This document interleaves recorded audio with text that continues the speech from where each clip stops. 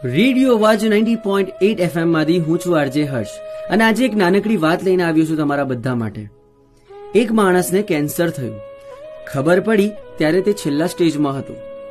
આ માણસની ઉંમર હતી ફક્ત 36 વર્ષ.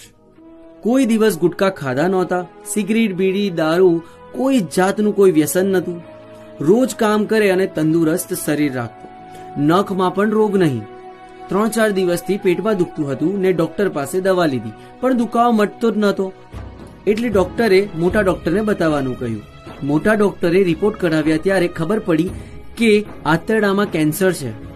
ઘણી પીડા સહન કરી, ખૂબ જ દુખાવો સહન કર્યો. સારવાર માટે ઘર, મિલકત બધું જ વેચવું પડ્યું. એટલો ખર્ચો થયો પણ છેવટે મરણ જ આવ્યું.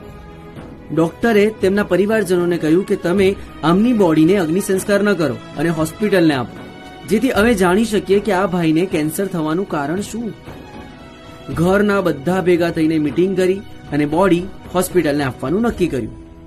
બોડી ઉપર રિસર્ચ કરતા ખબર પડી કે પ્લાસ્ટિકમાં ગરમ ખાવાનું રાખવાથી, ખરાબ કેમિકલ જમવામાં ભળી જવાથી આ ભાઈને કેન્સર થયું હતું. આ રિપોર્ટ ડોક્ટરોએ તેમના ઘરવાળાને બોલાવીને બતાવવામાં આવ્યો અને તેમને આ ભાઈના ખાવા પીવાની ટેવ વિશે પૂછવામાં આવ્યું. ત્યારે તેમણે કહ્યું કે તેને ચાની આદત હતી અને દિવસમાં 4-5 વાર ચા પીતા હતા. તપાસ કરતા ખબર પડી કે જે દુકાનમાં કામ કરતો ત્યાં પ્લાસ્ટિકના કપમાં ચા આવતી.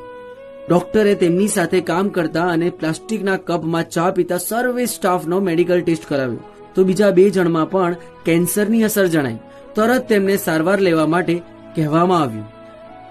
તમને થશે કે આટલી ખરાબ વસ્તુ સરકાર કેમ બનાવવા દે છે?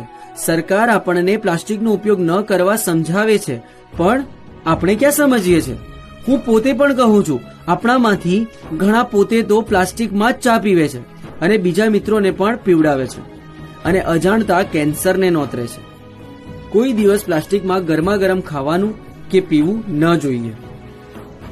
આ વાત સંતોષીમાં, શેતળામાં કે દશામાની નથી કે આ વાતને 5 કે 10 વ્યક્તિઓને મોકલો તો તુરંત ફાયદો થાય ને ન મોકલો તો નુકસાન થાય. આ વાત હકીકત અને સાચી છે. તેથી લોકોની જાગૃતિ માટે આ મેસેજને જરૂર આગળ ફોરવર્ડ કરવા વિનંતી. Thank you so much.